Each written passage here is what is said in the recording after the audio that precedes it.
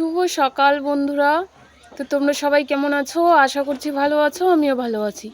তো দেখো, ঘুম থেকে কেবলমাত্র উঠলাম। তো এখন বাজে হচ্ছে 6:30 কি 6:45 মতো হবে। তো ঘুম থেকে উঠে দরজাটা খুলে তো এখন একটু হাউস কোটটা পরে নেব। তো আজকে কিন্তু প্রচণ্ড কুয়াশা পড়েছে।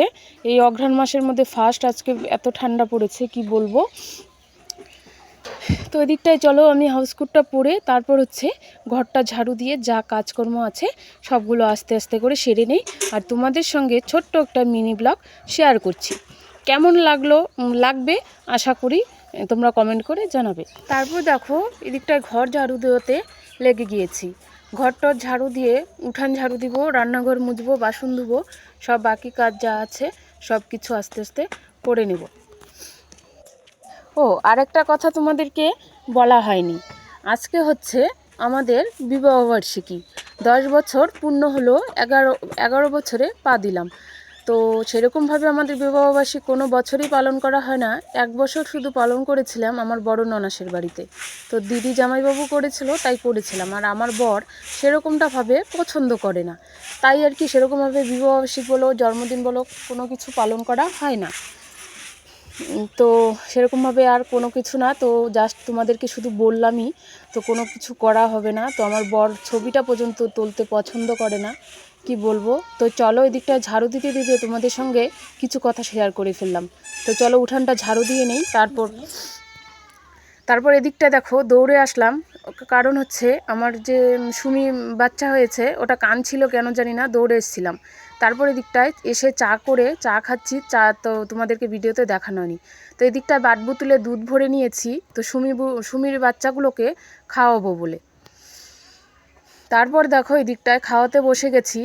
তো খাচ্ছে ওরা, ওর মায়ের দুধ পায় না বলে ওদেরকে তোলা খাওয়াতে হয়। তারপর চলো দুধ খাইয়ে আমি চলে যাব হচ্ছে রান্নাঘরে। তো দেখো রান্নাঘরে এসে আমি আটা ময়াম দিতে বসে গিয়েছি। আটা ময়াম দিচ্ছি, তো ঘরে আটা ছিল, আর তো ভাবলাম যে পুরি করি, আর ছোলা ছিল, ওগুলো নষ্ট হয়ে যাচ্ছিলো বলে ঘুগনি করবো বলে ভিজিয়ে রেখেছিলাম। ছেলের বার্থডেতে আটা এনেছিল, সেই আটাগুলো নষ্ট হয়ে যাবে বলে তো আজকে ভাবলাম যে পুরি করে নিই। তো এই যে দেখো ঘুগনি আর পুরি করছি। তো ঘুগনিটা বসিয়ে দিয়েছি, তো তোমাদেরকে সেরকমভাবে ভিডিওতে শেয়ার করা হয়নি। তো এখন একটু জল দিয়ে দিব ঘুগনিতে।